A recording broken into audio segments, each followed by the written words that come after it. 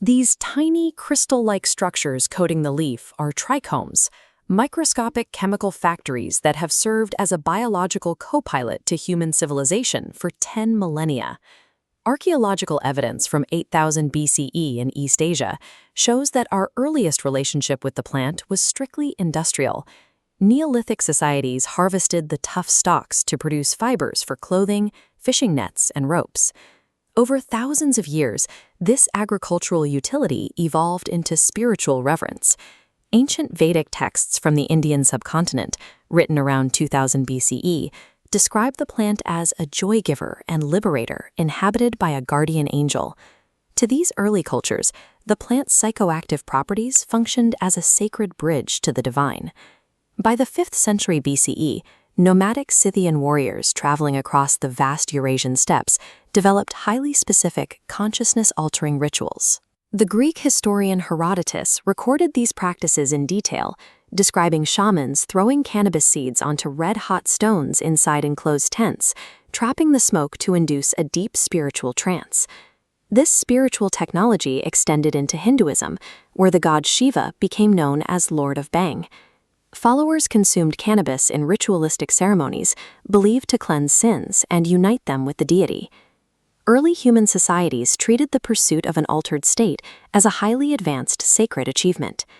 As global trade routes connected the ancient world, the plant left the temples of Asia and began a massive geographic expansion.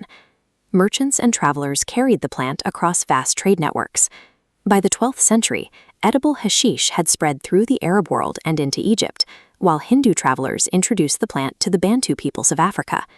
This historical photograph shows the massive scale of cultivation that followed.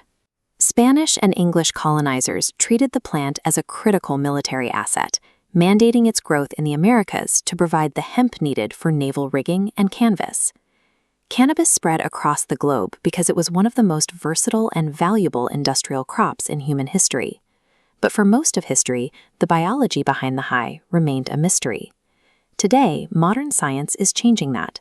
We are only now understanding exactly how this plant interfaces with the human brain. The primary driver is a cannabinoid called THC. This animated diagram shows the molecule floating through the bloodstream toward the nervous system.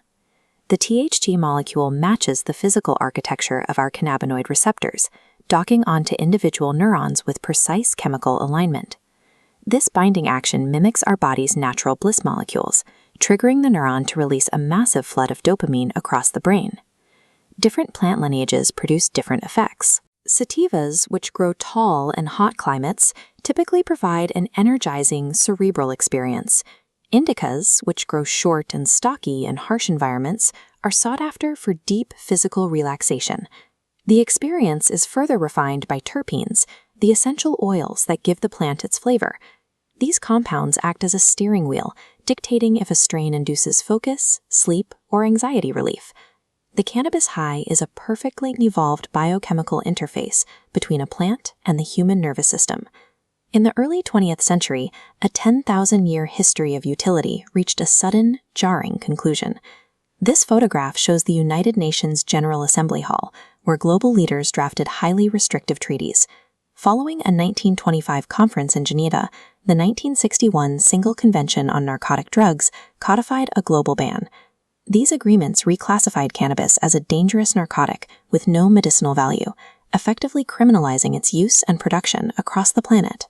Modern bureaucracy managed to outlaw a plant that had rigged global navies and underpinned ancient religious traditions for millennia.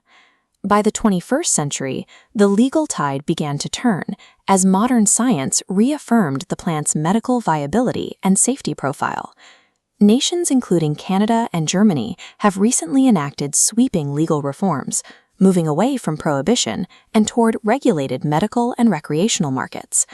Modern dispensaries now provide detailed menus of THC levels and terpene profiles, a data-driven return to the ancient shamanic understanding of the plant's diverse powers. Today's access to cannabis continues a 10,000-year human tradition of biological